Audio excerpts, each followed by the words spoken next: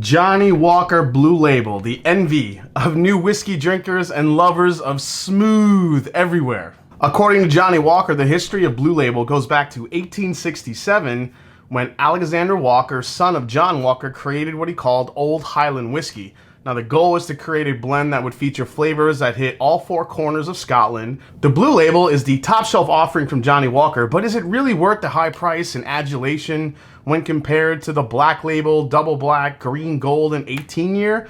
Let's taste them blind and see if Johnnie Walker Blue Label is truly worth the cash on the Mash and Drum.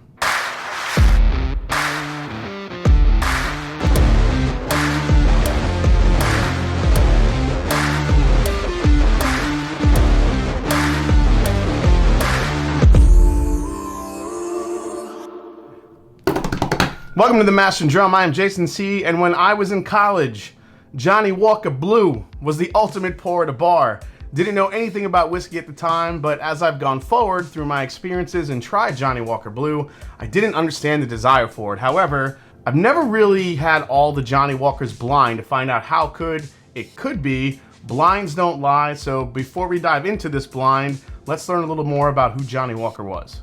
The legendary John Walker was born on July 25th, 1805 on Todrick's farm in Scotland. The farm was not far from Glasgow on the west side of the island. Now in 1819, his father died and the family farm where little Johnny had spent the first 14 years of his life was sold. Now even though he was a young dude at only 15, the proceeds from the sale were used to purchase a grocery store. After a short time apprenticing to learn his new trade, John took over full management of this thriving business.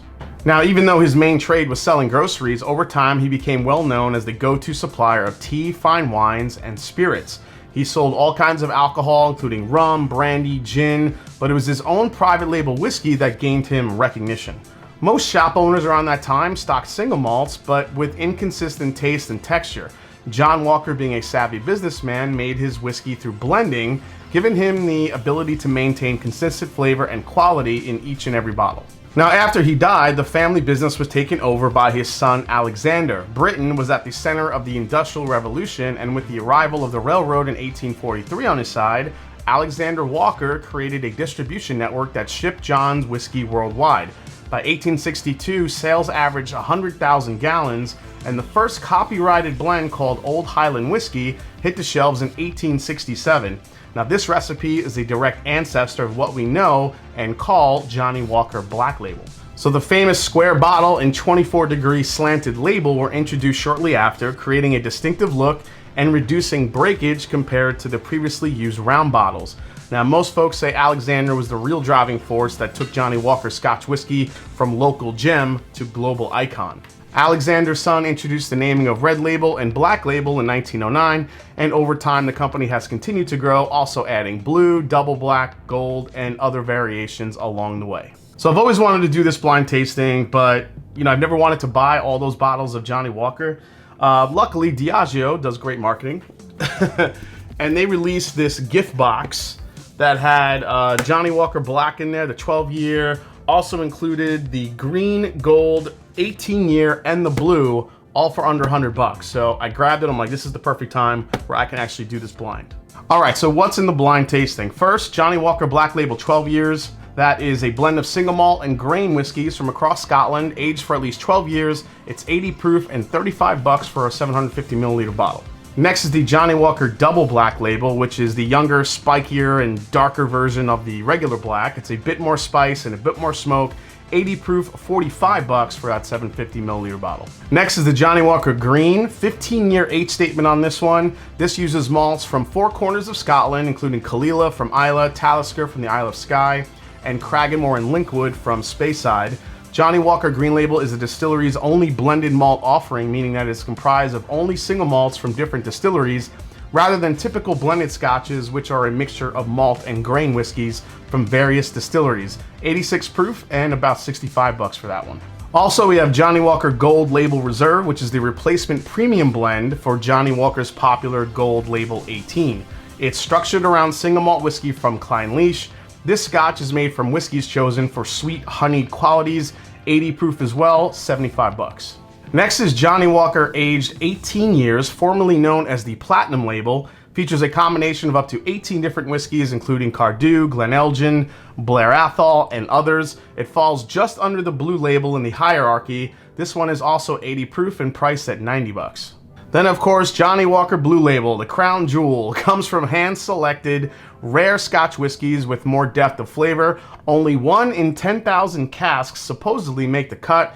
There are a variety of sizes available, from sampler collections to 1.75 milliliter oversized bottles, and different editions as well, like the Ghost and Rare. Johnnie Walker does not make an age claim for the Blue, although it is generally believed that the Blue Label represents an older overall blend than the Johnnie Walker 18-year-old. This one is 80 proof, and you'll find these generally for about 200 to 250 bucks. All right, so let's mix these up real quick again. So my wonderful girlfriend poured these for me. She put stickers on the bottom of these, so I don't know what's in each glass. She used these tiny little sample bottles I got in that gift pack. I told her to save me a little bit, so she did.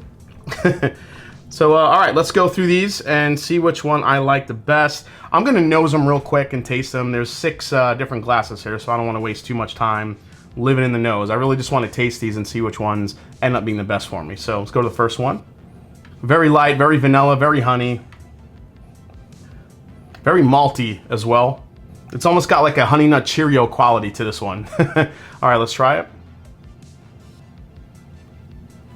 I mean, they're not kidding when they say smooth. I mean, Johnnie Walker is known for a really easy drinking, you know, blend. That's why they blended these to really give like a really nice, sweet, smooth offering for whiskey drinkers everywhere. And the first one is definitely starting off that way. It's exactly what I would expect from a Johnnie Walker. Very sweet, very vanilla. A little bit of an orange rind in there too. Little hint of citrus, but very malty. Little fruit forward, which I like, and it's actually leaving a decent decent finish on that one. Getting a little spice, a little bit of pepperiness. Not a bad way to start that one. All right, let's go to the second one here. All right, the second one already is coming off a little bit richer, a little bit more complex. I get more green apple in here. Subtle smoke. This one actually is coming off a little bit salty too on the nose. All right, let's give this one a go. This one's a little darker, richer. I like the complexity on the palate of this one. It's a little bit more of a, it's got some more viscosity to it. Just a little bit more, not much. I mean, still, these are all 80 proof except for the Green Label. The Green Label is the only one that's 86. But man, that's easy sipping too. I think the second one overall, definitely a better whiskey than the first one. So let's go to the third one here. Let's go to the nose first.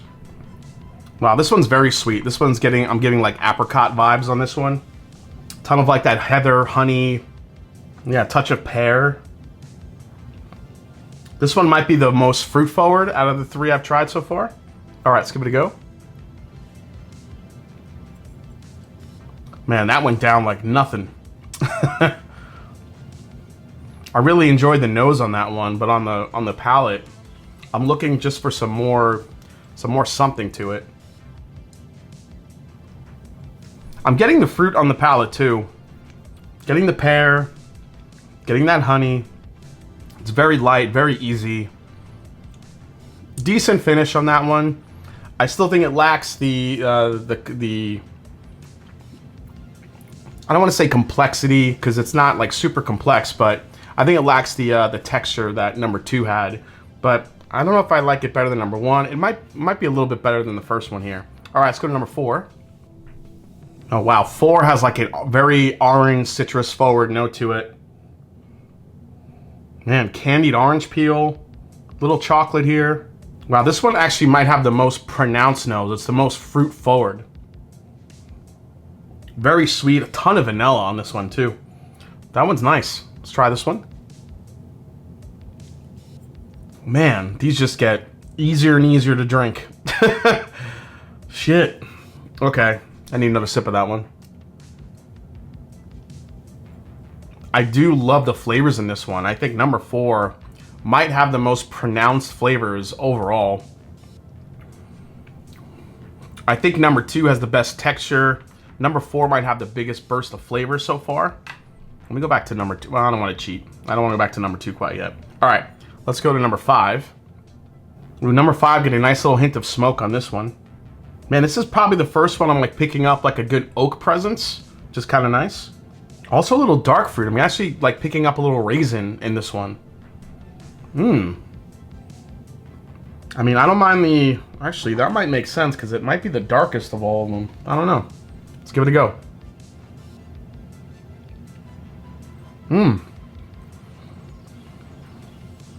Yeah, that raisin note is kind of holding true even on the palate, which I like. Kind of like the raisin, even like a sherry finished cask. Those seem to be missing in the first 4, but I'm getting it here on number 5 a little bit. That's nice. This one's just coming off a little bit darker and richer than the other ones. I still think it's missing the texture, but as far like overall, as far as flavor, I really like that one. All right, last one to go. Here we go. Man, super light. Man, this one might be the lightest one on the nose. Yeah, even the first one actually has a little bit more going on than the last one here. I'm actually having a hard time picking anything out of this one. That maltiness is there. Yeah, this one's coming off like a honey orange tea. There's like a little bit of a black tea note coming off of this one. Yeah, shit, you could probably pour this inside of tea. Just boop, right in there. Try it. That last one is probably the least interesting out of all of them. That one, there's really not much going on in that last one at all. So that one actually might be my least favorite right off the bat because there's just not much happening on number 6 there. So, all right, I think my favorites here so far are number 2 and number 5. Number 2 and number 5 seem to be kind of the standouts. I think the flavor on number 5 I really love, but the texture and some of the bigger, punchier flavors in number 2 I think overall. This one might be my least favorite, so I'm gonna take a quick sip and we'll start ranking them.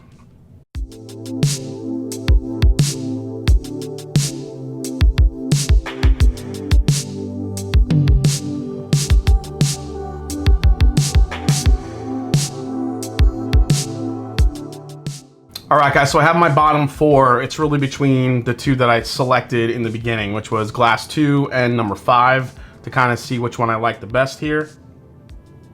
I don't know, 2 to me is just got a little bit more something going on than the rest of them. But I really like the darker flavors in number 5, so I think 2 is gonna be second, and this one will be first. All right. Let's see how Johnnie Walker Blue did. Let's see where it fell. Let's see what my number 1 is. Time for the reveal. Here we go. Last place. So last place goes to the Gold Label Reserve. So Gold Label Reserve gets last place in this blind. From what I read of the descriptions, that's actually not surprising. So let's go to second to last here. Well, that's surprising, because this was always known to me as kind of my favorite, and it was the Green Label. The Green Label goes second to last here for me. Holy shit. Look at that. So that means the 18, the blue, and the 2 blacks are in the mix for the top 4 here. All right, let's go to the, let's see, 4th place. 4th place goes to the 18. This is nuts. So the blue is still in the mix. All right. 3rd place. The double black. The double black gets 3rd. Are you serious? It's down to the regular, like the $35 black versus the $200 blue label. Let's see what we got here. This is amazing. The blue label got 2nd place. This was the one that I thought had a little bit more texture to it, which it did. And the one I love the most is the $35 Black Label 12 year. The absolute cheapest one in this lineup to me won the blind. What the hell? That's nuts. I can't believe the green actually didn't do as great as I thought it would. I mean, the green is good, but it just kind of died. You know what? I gotta give the Blue Label a little bit of credit here. The Blue Label definitely has a better texture than the rest of them. And I think that's due in part to that, you know, however old those barrels are. But I think the 12-year age statement on this Black Label, and the fact that I was getting some of those sherry influences here, at least I think it's some sherry influences, and just some like deeper, richer flavors. Yeah, I like that way better.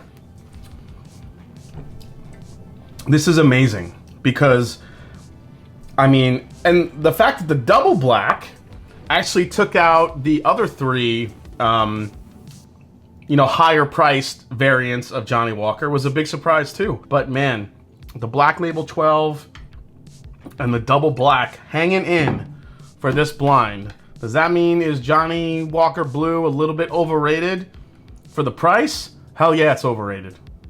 All right, guys, well, hope you enjoyed this video on the Mash and Drum. If you did, hit that subscribe button below. Please hit the like button. If you haven't yet, follow me on Instagram, follow me on Twitter. Let me know if you've done this blind before. I'm gonna make my own Johnnie Walker Mega Blend. This is just, that's a lot of Johnnie Walker in one glass. It's almost evil. I'm gonna call it the Johnnie Stalker. It's the Johnnie Stalker blend. Give it a minute here, then we'll try it before we sign off. As I always say, it's not about the whiskey, it's the people you share it with. Cheers, here's to the Johnnie Stalker. Nah, doesn't work. I'd rather drink the Johnnie Walker Black Label on its own. Cheers, guys.